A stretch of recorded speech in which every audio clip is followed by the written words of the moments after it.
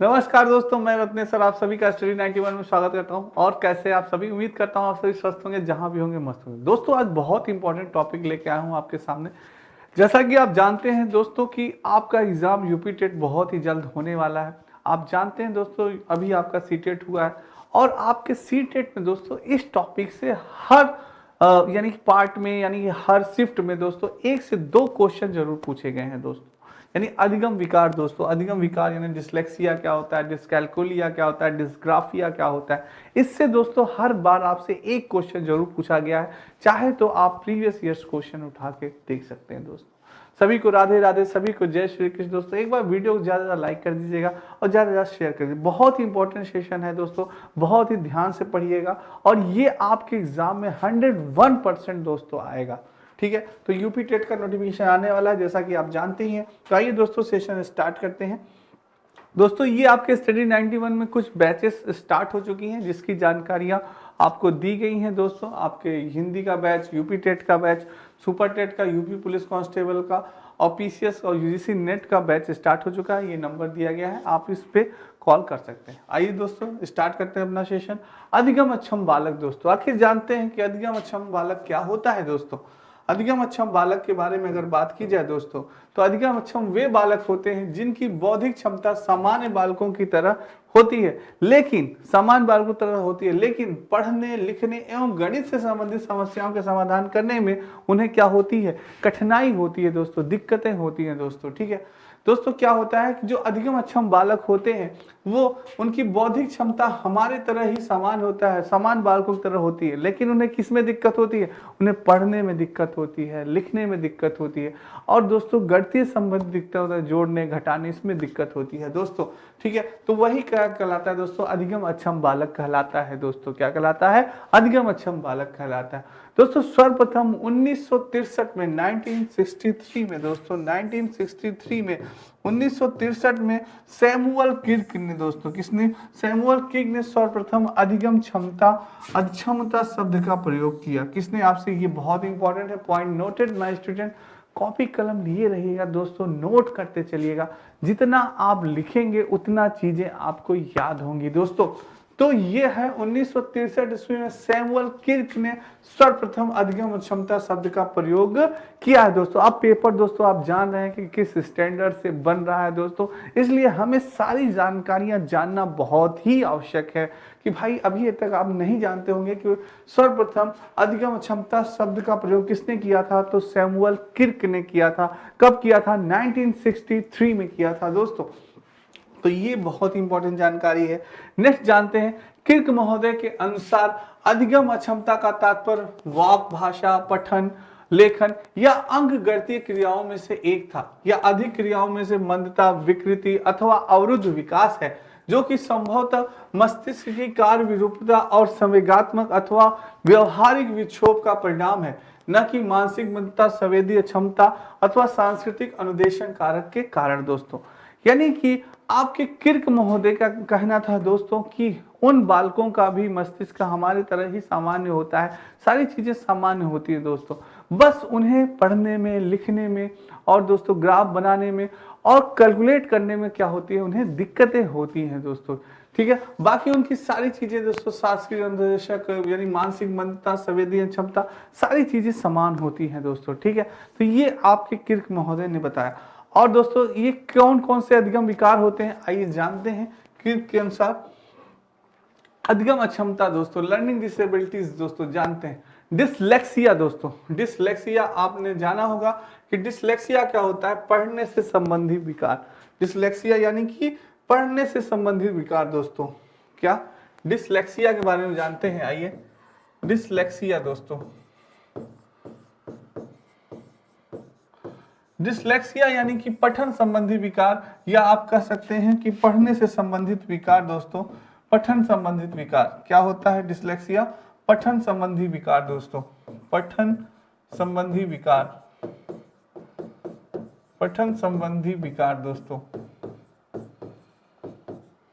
या पढ़ने से संबंधी विकार दोस्तों, यानी कि क्या होता है दोस्तों पठन संबंधी विकार डिसलेक्सिया में। मैं आपको एक बहुत ही आसान ट्रिक बताऊंगा कि कैसे आप इसको याद करेंगे। ट्रिक दोस्तों, इसको याद करने की एक ट्रिक है। जैसे आप जान रहे हैं दोस्तों, इसको पढ़ने में क्या आता है, डिसलेक्सिया। डिसलेक्सिया यानी कि लेक्सिया यानी कि बच्चा लक्ष्य को क्या पढ़ने लगता है दोस्तों, लक्ष्य को बच्चा लुक्स पढ़ने लगता है। लक्ष्य को क्या पढ़ने लगता है बच्चा, लक्ष्य को लुक्स पढ़ने लगता है दोस्तों। क्या पढ़ने लगता है, लुक्स पढ़ने लगता है। डब्लू को क्या पढ़ने लगता है, डब्लू को एम पढ़ने लगता है दोस्तों। बच्चा क्या पढ़ने लगता है, डब्लू को एम। उसको सही से दिखता नहीं, सही से समझ में नहीं आता, उसको डब्लू एम की तरह लगता है दोस्तों। क्या लगता है उसको, डब्लू एम की तरह दिखता है दोस्तों। रा को वो वार पढ़ने लगता है। रा को क्या पढ़ने लगेगा दोस्तों, रा को वार पढ़ने लगता है। रा को वार पढ़ने लगता है दोस्तों। तो ये दोस्तों आपको यानी पठन संबंधी विकार यानी पढ़ने से संबंधी विकार जो होता है दोस्तों, उसे क्या कहा जाता है, डिसलेक्सिया कहता है। जैसे मैंने आपको बताया लक्ष्य को क्या पढ़ने लगता है, लक्ष्य को लुक्स। और आपके इसमें भी दोस्तों डिसलेक्सिया शब्द में भी क्या आ रहा है, डिसलेक्सिया। अरे तुरंत आपके दिमाग में क्लिक करना, अरे रत्नेश सर ने बताया था डिसलेक्सिया लक्ष्य को लुक्स पढ़ने लगता है बालक। अच्छा, ये यानी कि पढ़ने से संबंधी विकार या पठन संबंधी विकार जो होता है दोस्तों, यानी कि पढ़ने से संबंधी अक्षमता होती है, वो क्या कहलाती है, डिसलेक्सिया कहलाती है दोस्तों। ठीक है, तो इसके बारे में आप सभी जान गए होंगे दोस्तों। डिसलेक्सिया अगर आपसे पूछे यानी पढ़ने संबंधी विकार, बहुत ही इंपॉर्टेंट है, वेरी इंपॉर्टेंट कर लीजिएगा, कई बार एग्जाम में ये पूछा गया है दोस्तों।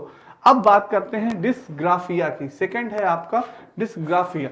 डिस्ग्राफिया यानी कि लेखन संबंधी विकार। आइए जानते हैं डिस्ग्राफिया के बारे में। डिस्ग्राफिया दोस्तों यानी क्या, डिस्ग्राफिया, डिस्ग्राफिया, डिस्ग्राफिया के बारे में जानते हैं दोस्तों। डिस्ग्राफिया के बारे में जानते हैं तो डिस्ग्राफिया में क्या होता है दोस्तों, डिस्ग्राफिया यानी कि नाम से ही अगर आपको देखें दोस्तों, तो डिस्ग्राफिया में होता है लेखन संबंधी विकार। क्या होता है, अभी मैं आपको ट्रिक बताता हूं इसको याद करने की। लेखन संबंधी विकार दोस्तों, लेखन संबंधी विकार, लेखन संबंधी विकार, इसकी ट्रिक बहुत ही अच्छी है। ट्रिक मैं आपको बताता हूं दोस्तों। ट्रिक क्या है, ट्रिक जानिएगा थोड़ा सा। ट्रिक ट्रिक दोस्तों बताता हूं आपको। ट्रिक दोस्तों, आपने देखा इसमें नाम आपको एक कॉमन लग रहा होगा, दिख रहा होगा, ग्राफ। क्या दिख रहा है दोस्तों, ग्राफ यानी डिस्ग्राफिया। ग्राफ तो हम ग्राफ बनाते हैं ना, कभी कभी हमने ग्राफ बनाया होगा, पेंटिंग की होगी खूब अच्छे से। ग्राफ रूफ हम लोग बनाते हैं दोस्तों ना, खूब बढ़िया ग्राफ बनाते हैं। आप लोग बॉक्स वॉक्स ऐसे बनाते होंगे। तो ग्राफ बनाते हैं किसी भी घर का, चाहे जैसे भी कुछ भी हम लोग बनाते रहते हैं, पेंटिंग करते रहते हैं, बनाते रहते हैं ग्राफ रूफ। तो ये क्या होता है, तो ग्राफ डिस्ग्राफिया यानी कि क्या करना पड़ता है, लिखना पड़ता है। क्या करना पड़ता है, लिखना पड़ता है, बनाना पड़ता है कलम से।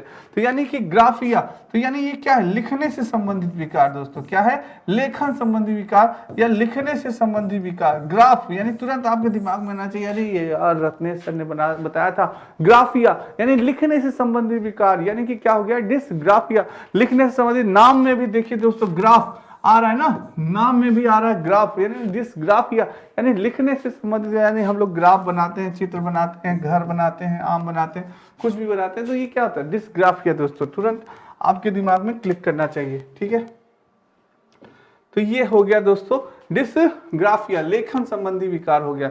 अब बात करते हैं डिस्कैल्कुलिया की दोस्तों। किसकी बात करते हैं, डिस्कैल्कुलिया दोस्तों। अगर डिस्कैल्कुलिया की बात करें दोस्तों, तो इसकी भी आपको बहुत ही अच्छी टिप्स है। डिस्कैल्कुलिया दोस्तों, डिस्कैल्कुलिया, डिस्कैल्कुलिया दोस्तों, डिस्कैल्कुलिया की बात करें अगर दोस्तों, तो डिस्कैल्कुलिया की बात करें दोस्तों, तो डिस्कैल्कुलिया में होता है क्या, गणितीय संबंधी विकार। किसका, गणितीय संबंधी विकार, गणितीय संबंधी विकार दोस्तों, गणितीय संबंधी विकार, गणितीय संबंधी विकार। अब इसकी ट्रिक कैसे है सर, आपने ये तो बता दिया कि डिस्कैल्कुलिया में गणितीय संबंधी विकार होता है, पर इसको याद करने की ट्रिक कैसे है, तुरंत मैं आपको बताता हूं। तुरंत बच्चों देखिए, याद करने की ट्रिक क्या होती है इसकी। अगर ट्रिक की बात की जाए इसको याद करने की दोस्तों, तो डिस्कैल्कुलिया को याद करने की, जैसे नाम में दोस्तों एक चीज आपको कॉमन दिख रही होगी, एक शब्द कॉमन दिख रहा होगा दोस्तों। कौन सा शब्द कॉमन दिख रहा है, कैलकुलिया। कौन सा शब्द कॉमन दिख रहा है, कैलकुलिया दोस्तों। क्या है, कैलकुलिया यानी कैलकुलिया, कैलकुलेटर। किससे हम क्या करते हैं, यानी कि अगर हम दोस्तों आपसे पूछा जाए तो कि आप किससे भैया कैलकुलेट करते हैं, तो बताएंगे भैया हम कैलकुलेटर से कैलकुलेट करते हैं। किससे करते हैं, कैलकुलेटर से करते हैं। किससे करते हैं, कैलकुलेटर से। ऐसे कुछ कैलकुलेटर आपका बना रहता है ना दोस्तों, इसी तरह से आप इसी में ऐसे ऐसे करते हैं, कैलकुलेट करते हैं। डिसकैलकुलिया यानी क्या, कैलकुलेटर दोस्तों, क्या है, कैलकुलेटर। कैलकुलेटर यानी कि कैलकुलेटर। कैलकुलेटर से हम क्या करते हैं, कैलकुलेटर से हम क्या करते हैं दोस्तों, कैलकुलेटर। कैलकुलेटर से क्या करते हैं दोस्तों, कैलकुलेटर से हम क्या करते हैं, गणितीय संबंधी जो भी जोड़ना हुआ, घटाना हुआ, भाग करना, सारी चीजें हम कैलकुलेटर के अंतर्गत करते हैं दोस्तों। तो ये आपका कैलकुलेटर शब्द आ रहा है, यानी कि कैलकुलिया दोस्तों, यानी क्या आ रहा है, डिसकैलकुलिया। डिसकैलकुलिया यानी गणितीय संबंध। अरे तुरंत दिमाग में आ जाए, अरे सर ने बताया था, रत्नेश सर ने, कैलकुलिया यानी कि कैलकुलेटर। तो कैलकुलेटर किस काम में आता है, अरे भाई कैलकुलेटर गणना करने के काम में आता है, जोड़ने के, घटाने के, गुणा करने में। तो ये क्या है, डिसकैलकुलेटर यानी गणितीय संबंधी विकार। तुरंत दिमाग में क्लिक करेगा, क्या होगा, अरे सर गणितीय संबंधी विकार। तो ये चीज है दोस्तों, ठीक है। तो डिसकैलकुलिया यानी गणितीय संबंधी विकार दोस्तों। डिस्फेजिया, डिस्फेजिया यानी डिस्फेजिया दोस्तों यानी वाक क्षमता संबंधी विकार। और डिस्फेजिया का दोस्तों ट्रिक बना है, डिस्फेजिया यानी कि हम किससे, फेज यानी फोन, क्या शब्द आ रहा है दोस्तों, फोन। फोन, डिस्फेजिया यानी कि फोन, बातें हम किससे करते हैं, फोन से करते हैं। डिस्फेजिया, हम बातें किससे करते हैं, हम फोन से करते हैं, यानी कि फेसिया। जैसे तुरंत आया डिस्फेसिया, तो डिस्फेसिया यानी फोन से। फोन से क्या करते हैं, बात करते हैं, यानी वाक क्षमता संबंधी विकार दोस्तों। इसी प्रकार से छोटी छोटी ट्रिक है जो कि आप भी सेट कर सकते हैं दोस्तों, किसी तरह आप भी, बस थोड़ा सा आपको चिंतन करना है, मनन करना है, थोड़ा सा आपको सोचना पड़ेगा दोस्तों, तब चीजें आपको याद होगी, नहीं तो चीजें ही नहीं याद होंगी दोस्तों। तो ट्रिक आपको ढूंढना है, मैं तो बता ही दे रहा हूं दोस्तों। और भी आप अच्छा ट्रिक ढूंढ सकते हैं, बस थोड़ा सा आपको क्या करना पड़ेगा, चिंतन करना पड़ेगा, मनन करना पड़ेगा दोस्तों। तो डिस्फेसिया हो गया। डिस्प्रैक्सिया दोस्तों यानी डिस्प्रैक्सिया लेखन संबंधी, हम चित्रांकन, प्रेक्सिया वही दोस्तों, डिस्प्रैक्सिया आ रहा है आपका ना, डिस्ग्राफिया, डिस्प्रैक्सिया यानी लेखन एवं चिंतनात्मक संबंधी विकार। अफेजिया दोस्तों, अफेजिया यानी भाषा संप्रेषण संबंधी विकार। और डिसऑर्थोग्राफिया यानी वर्तनी संबंधी विकार दोस्तों। ये है आपका, बहुत ही इंपॉर्टेंट है दोस्तों, ये आपसे पूछा जा सकता है, तो आप आसानी से बता सकते हैं दोस्तों, ठीक है। नेक्स्ट है दोस्तों, कुछ प्रमुख अधिगम क्षमताएं। जैसे कुछ प्रमुख अधिगम क्षमताएं जो कि वेरी इंपॉर्टेंट है दोस्तों, जो कि एग्जाम में हर बार पूछी जाती है। अगर देखा जाए तो सर्वप्रथम आता है डिसलेक्सिया। क्या आता है, डिसलेक्सिया यानी पठन वैफल्य का संबंध बच्चों में धारा प्रवाह पढ़ने की अक्षमता से है। यह भाषा के लिखित रूप, मौखिक रूप एवं भाषीय दक्षता को प्रभावित करता है। इस अधिगम को आवश्यकता में बालक को पढ़ने में क्या होती है दोस्तों, कठिनाई होती है। पढ़ने में क्या होती है, कठिनाई होती है डिसलेक्सिया में। वह बी को क्या पढ़ता है दोस्तों, बी को डी में विभेद नहीं कर पाता। वह सा को क्या करता है, वाज पढ़ता है। और न्यूक्लियर को क्या करता है दोस्तों, डिसलेक्सिया यानी अनक्लियर में अंतर नहीं कर पाता। तथा सी को दोस्तों डी, तथा डी को सी लिखता है या पढ़ता है दोस्तों, क्या करता है, लिखता है। सी को क्या करता है, डी, और तथा डी को सी लिखता है दोस्तों। यानी कि डिसलेक्सिया ये आपका पढ़ने से संबंधित विकार होता है। डिसलेक्सिया दोस्तों पढ़ता है, ठीक है। तो ये चीज है बी और डी, यानी बी को क्या करता है डी, और सा को क्या पढ़ता है वाज, न्यूक्लियर को क्या पढ़ता है अनक्लियर। ये चीजें हैं दोस्तों, ये बहुत इंपॉर्टेंट है आपका डिसलेक्सिया। पठन संबंधी वैफल्य होता है, यानी पढ़ने में संबंधित विकार दोस्तों, ठीक है। नेक्स्ट है दोस्तों डिसकैलकुलिया। ये भी मैंने आपको बताया इसकी ट्रिक, कैलकुलिया यानी कि कैलकुलेटर, ये भी ट्रिक मैंने आपको बताया। ये भी एग्जाम में बहुत इंपॉर्टेंट है। फिर इस बार सीटेट में आपके डिसकैलकुलिया, डिसग्राफिया, डिसलेक्सिया ये कई बार पूछा गया। यानी कुछ बच्चों ने मुझे बताया कि सर ये चीजें कई बार कई शिफ्ट में रिपीट हुई, जबकि क्या हुई, रिपीट हुई। इसलिए इसको महत्वपूर्ण में डाला गया है दोस्तों कि ये आपको दिमाग से स्किप नहीं करनी चाहिए, ये आप नहीं भूलने चाहिए। ये अगर आपके एग्जाम में या क्वेश्चन एग्जाम में आता है तुरंत इसको, अरे यार डिसलेक्सिया क्या होता है, पठन संबंधी विकार। डिसकैलकुलिया क्या होता है, गणितीय संबंधी विकार, जोड़ने घटाने बालक को कठिनाई होती है, तो क्या होता है, वो आपका डिसकैलकुलिया होता है। यानी गणित संबंधी त्रुटियां जैसे गुणा करना, भाग करना, जोड़ करना, घटाव के क्रम में भूल को डिसकैलकुलिया कहते हैं। अर्थात डिसकैलकुलिया एक प्रकार का अधिगम संबंधी विकार है जिसका प्रयोग गणितीय कौशल अक्षमता के लिए किया जाता है दोस्तों। तो ये चीज है दोस्तों, बहुत ही सरल भाषा में, बहुत ही आसान भाषा में मैंने आपको समझाया है। तो चीजें आपके दिमाग में बैठ जानी चाहिए दोस्तों, गलत नहीं होना चाहिए दोस्तों, ठीक है। तो ये चीज है दोस्तों। नेक्स्ट है, ये आपकी दोस्तों अपनी हिंदी मात्र 299 में वीडियो का बैच आपका 199। ये सारी पुस्तकें हैं दोस्तों, बहुत इंपॉर्टेंट पुस्तकें हैं, आपके एग्जाम को देखते हुए सारी पुस्तकें लिखी गई हैं। ये आप दोस्तों इसका स्क्रीनशॉट ले सकते हैं और फ्री डिलीवरी है दोस्तों, कोई भी आप कहीं भी इसको मंगा सकते हैं, कोई भी आपका चार्ज नहीं लगना है, फ्री ऑफ कॉस्ट है और इस नंबर पे आप कॉल कर सकते हैं दोस्तों। एक बार आप सभी स्क्रीनशॉट ले सकते हैं इसका, सारे बच्चे।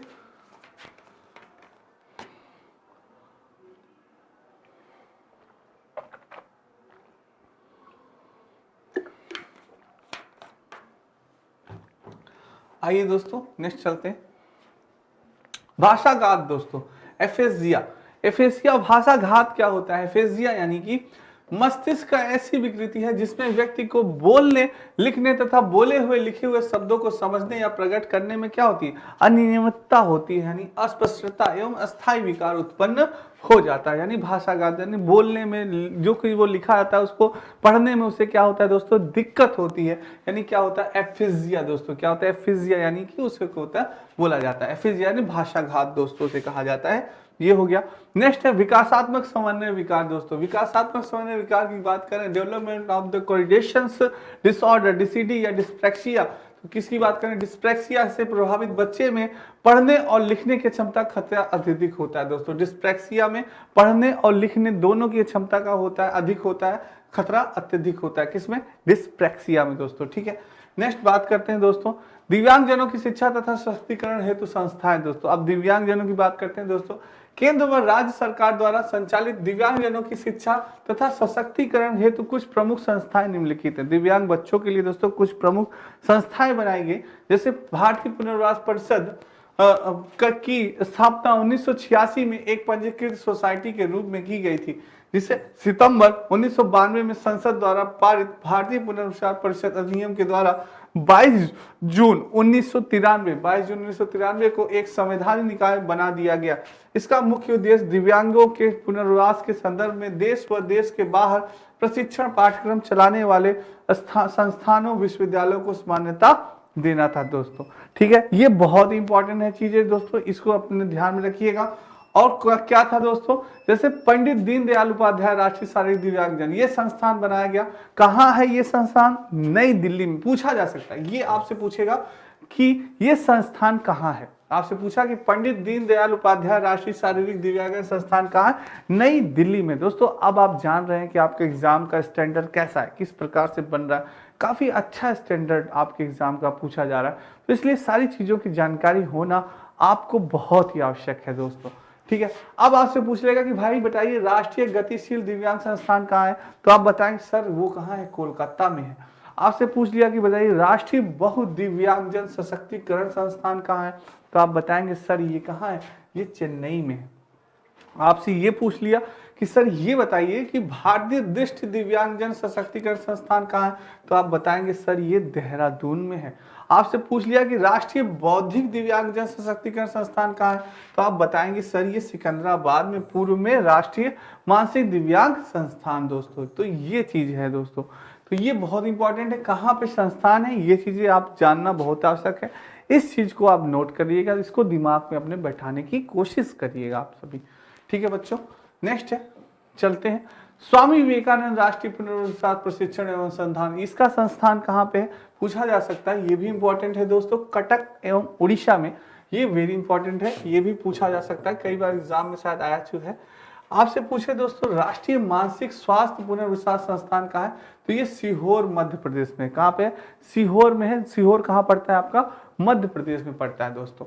नेक्स्ट आपसे पूछे कि बताइए सर राष्ट्रीय मानसिक स्वास्थ्य और स्नायु विज्ञान संस्थान कहाँ है, तो ये आपके बेंगलुरु में, यानी कि कर्नाटक बेंगलुरु में पड़ता है दोस्तों, ठीक है। नेक्स्ट है भारतीय सांकेतिक भाषा अनुसंधान और प्रशिक्षण केंद्र कहाँ पड़ता है, ये आपके दोस्तों नई दिल्ली में पड़ता है। कहाँ पड़ता है? नई दिल्ली में पड़ता है। अली यावर जंग राष्ट्रीय बाग और श्रवण दिव्यांगजन संस्थान कहाँ पड़ता है? ये मुंबई यानी कि आपके महाराष्ट्र। तो ये संस्थान दोस्तों बहुत इंपॉर्टेंट है, इनको आप ये याद रखिएगा कि ये कहाँ होते हैं, कहाँ पे हैं, ये कहाँ पाए जाते हैं, ये चीजें दोस्तों याद रखिएगा। नेक्स्ट है वीडियो ग्राम विकास नया बैच प्रारंभ दोस्तों, महाबजट ऑफर 1299 में। ये जो बच्चे वीडियो की तैयारी कर रहे हैं दोस्तों उनके लिए बहुत ही सुनहरा मौका है, आप इस बैच को ज्वाइन कर सकते हैं सभी बच्चे।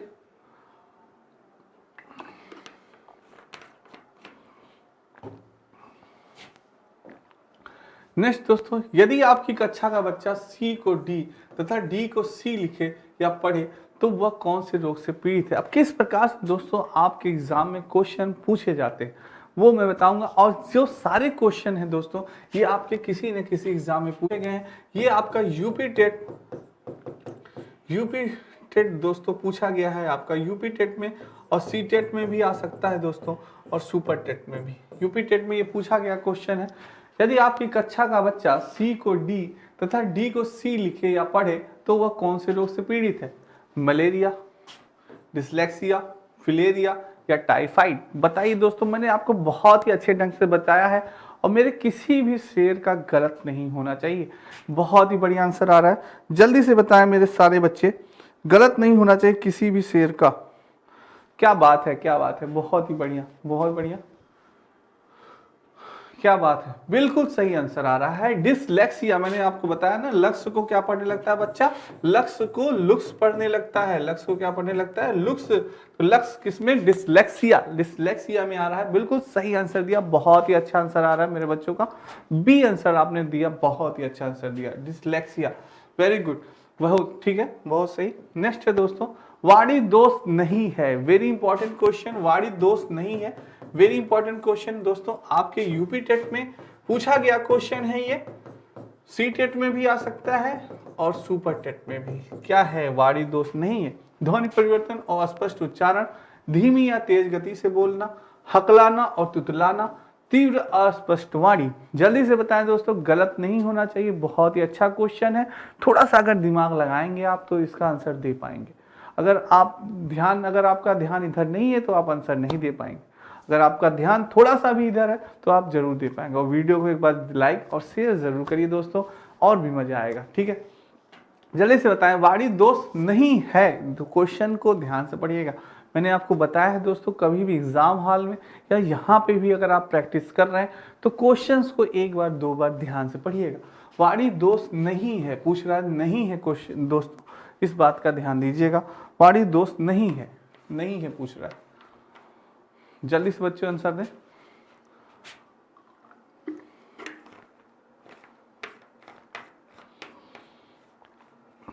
दोस्तों वाणी दोष नहीं है पूछ रहा है इसमें, तो हम जानते हैं ध्वनि परिवर्तन और अस्पष्ट उच्चारण, ये तो वाणी दोष है आपका, ये तो नहीं होगा।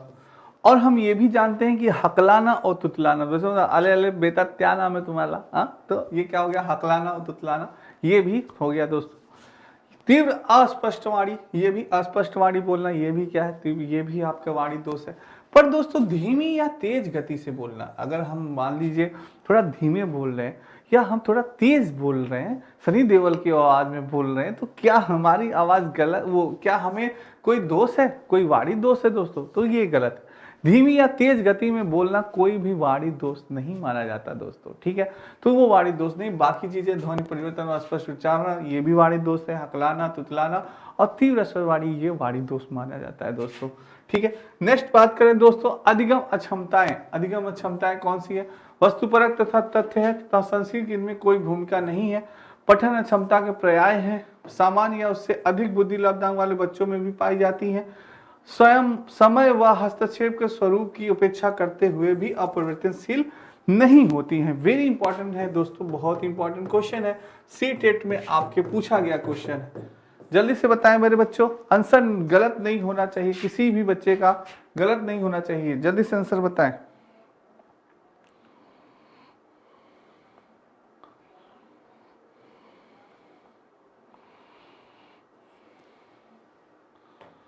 बहुत बढ़िया आंसर आ रहा है, बहुत बढ़िया। अधिगम अक्षमताएं पूछ रहा है दोस्तों आपसे, बहुत अच्छा आंसर आ रहा है। वस्तुपरक तथ्य है तथा सांस्कृतिक में कोई भूमिका नहीं, बिल्कुल गलत है। पठन क्षमता का प्राय है, ये भी गलत है। समान या उससे भी अधिक बुद्धि लब्धांक वाले बच्चों में भी पाई जाती है दोस्तों। ये भी है कि समान बच्चों में भी पाई जाती है या उससे भी अधिक, उसमें भी अधिगम क्षमताएं पाई जाती है। जैसे मैंने आपको बताया कि समान बच्चों के साथ साथ रहते हैं एकदम, और उनसे अधिक बुद्धि लब्धांक वाले बच्चों में भी अधिगम क्षमताएं पाई जा सकती हैं। ऐसा नहीं है कि केवल सामान्य बच्चों में ही अधिगम क्षमता पाए। तो सी इज द राइट आंसर, बिल्कुल सही आंसर बताया आपने। नेक्स्ट है दोस्तों, ब्रेल लिपि के जनक कौन थे? वेरी इंपॉर्टेंट क्वेश्चन दोस्तों। ब्रेल लिपि के जनक कौन थे? यूपी टेट में आपके पूछा गया क्वेश्चन था, सी टेट में भी पूछा जा सकता है दोस्तों, और सुपर टेट में भी। ब्रेल लिपि के जनक कौन थे? चार्ल्स ब्रेल थे, लुई ब्रेल थे, बर्पियर ब्रेल थे दोस्तों, या इनमें से कोई नहीं? कौन थे ब्रेल लिपि के जनक? कौन थे दोस्तों? जल्दी से बताएं, गलत नहीं होना चाहिए, मेरे किसी भी बच्चे का गलत नहीं होना चाहिए। जल्दी से बताएं दोस्तों, ब्रेल लिपि के जनक कौन थे? बहुत बढ़िया आंसर आ रहा है, बहुत बढ़िया आंसर दे रहे हैं आप सभी, बहुत बढ़िया दोस्तों। ब्रेल लिपि के जनक थे, बहुत बढ़िया। ब्रेल देख के तुरंत मत मान दीजिएगा, ठीक है? ऑप्शन आपका आ जाए तो ये जानिएगा ब्रेल है, पर ब्रेल लिपि के जनक दोस्तों थे बारपियर ब्रेल नहीं होंगे, इनमें से कोई नहीं होगा। चार्ल्स ब्रेल नहीं, B is the right answer, Louis Braille थे दोस्तों। क्या थे? ब्रेल लिपि के जनक कौन थे? तुरंत लिखिए दोस्तों कमेंट बॉक्स में, ब्रेल लिपि के जनक कौन थे? लुई ब्रेल थे दोस्तों। कौन थे? Louis Braille. कौन थे? Louis Braille. ब्रेल लिपि क्यों काम में आती है, सारी चीजें अभी मैं बताऊंगा आपको दोस्तों। नेक्स्ट इस क्वेश्चन को आप सॉल्व करिएगा, तब मैं आपको बताता हूँ, थोड़ा एक्सप्लेन करता हूँ आपको ब्रेल लिपि के बारे में। ब्रेल लिपि एवं टेप रिकॉर्डर किसके लिए शैक्षिक प्रावधान के रूप में प्रयुक्त किए जा सकते हैं? दृष्टिबाधित विद्यार्थी, अस्थिबाधित विद्यार्थी, श्रवण बाधित विद्यार्थी, या शारीरिक रूप से विकलांग विद्यार्थी दोस्तों? क्या होगा? ब्रेल लिपि एवं टेप रिकॉर्डर किसके लिए शैक्षिक प्रावधान के रूप में प्रयुक्त किए जाते हैं दोस्तों? जल्दी से बताएं, वेरी इंपॉर्टेंट क्वेश्चन। ये आपके दोस्तों यूपी टेट में पूछा गया, कई बार ये क्वेश्चन रिपीट हुआ है, पता नहीं एग्जामिनर को इस क्वेश्चन से क्या प्यार हो गया है, कई बार ये क्वेश्चन रिपीट हुआ है दोस्तों, ठीक है? तो इसका उम्मीद करता हूं आप गलत आंसर नहीं देंगे सारे बच्चे। जल्दी से बताएं क्या आंसर होगा इसका।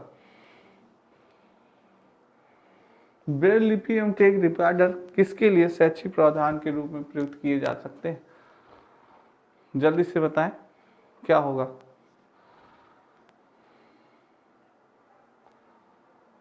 बिल्कुल सही दोस्तों, ब्रेल लिपि एवं टेप रिकॉर्डर किसके लिए दोस्तों? शारीरिक रूप से विकलांग विद्यार्थी के लिए नहीं होता, ये श्रवण बाधित विद्यार्थियों के लिए भी नहीं होता, अस्थि बाधित विद्यार्थी नहीं, दृष्टि बाधित विद्यार्थियों के लिए होता है दोस्तों। जो बच्चे अंधे होते हैं, जो बच्चे अंधे होते हैं, बच्चे जिन बच्चों को दिखाई नहीं देता, वो ब्रेल लिपि का प्रयोग करते हैं। और टेप रिकॉर्डर भी उनको, जैसे किसी भी चीज को उन्हें समझाना है, किसी भी चीज को उन्हें हमें एक्सप्लेन करना है, तो हम या तो टेप रिकॉर्डर कर देते हैं, या ब्रेल लिपि दोस्तों, ब्रेल लिपि में लिखी होती हुई चीजें होती हैं, जैसे बिंदीदार या उभरीदार होते हैं। जैसे ए लिखा है दोस्तों, तो ऐसे बिंदीदार होगा और उभरा हुआ होगा, उभरा हुआ होगा, तो उसको दोस्तों ऐसे स्पर्श करके वो बच्चा बता सकता है कि हाँ ये ए लिखा है। अगर ऐसे दोस्तों बी है, तो ऐसे ही वो बच्चा स्पर्श करके बता देगा कि हाँ ये बी लिखा हुआ है। क्या लिखा है? बी।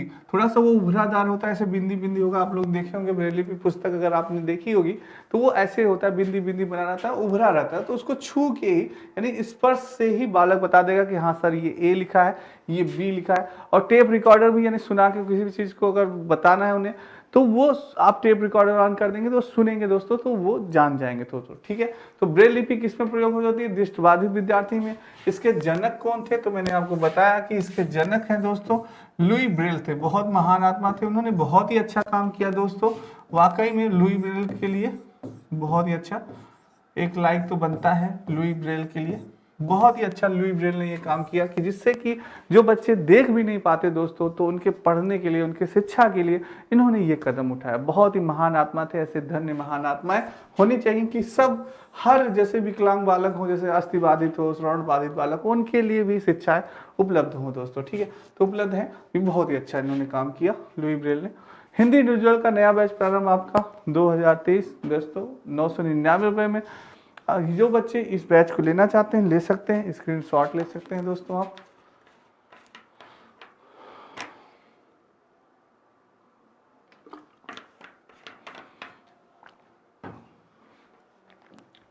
नेक्स्ट दोस्तों, यदि एक बच्चा 16 को एक्सेप्ट लिखता है तथा 6 और डी के मध्य अंतर नहीं कर पाता तो यह क्या है? दृष्टि दोष है, सीखने में अक्षम है, मानसिक दोष है या मानसिक क्षय है? दोस्तों वेरी इंपॉर्टेंट क्वेश्चन है, जल्दी से बताएं सारे बच्चे।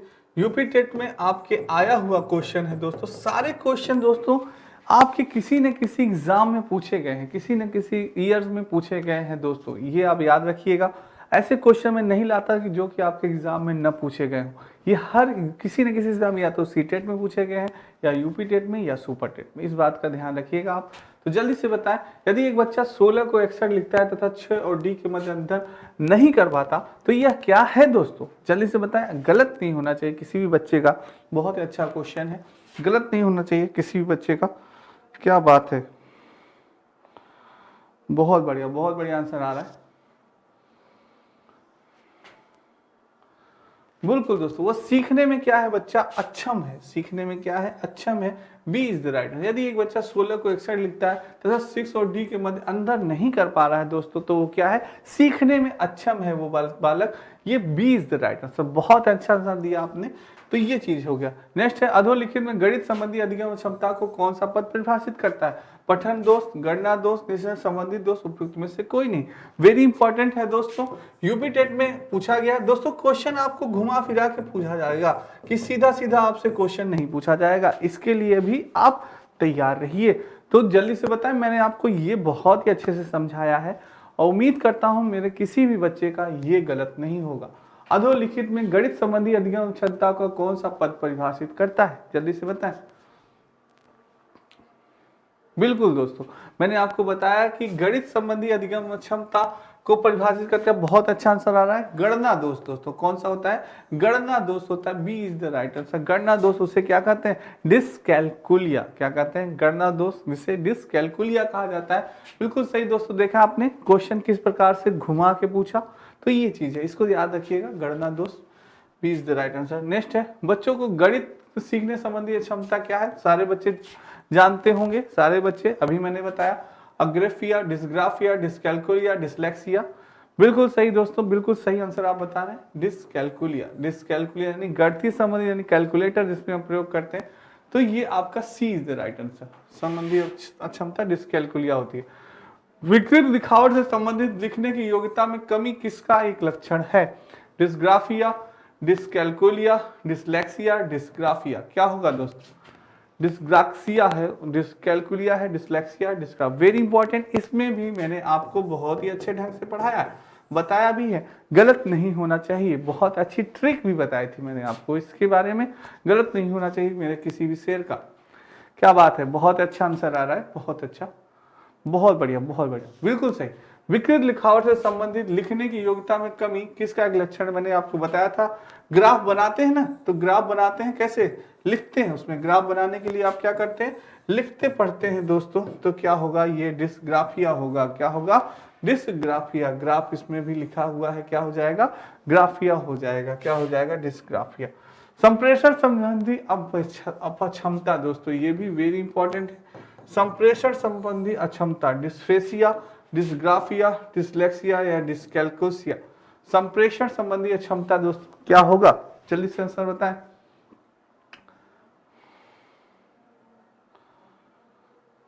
बहुत बढ़िया आंसर आ रहा है, बिल्कुल सही दोस्तों। क्या होगा? संप्रेषण संबंधी क्षमता आपका डिस्फेसिया होगा दोस्तों, बिल्कुल ए इज द राइट आंसर। क्या होगा आपका?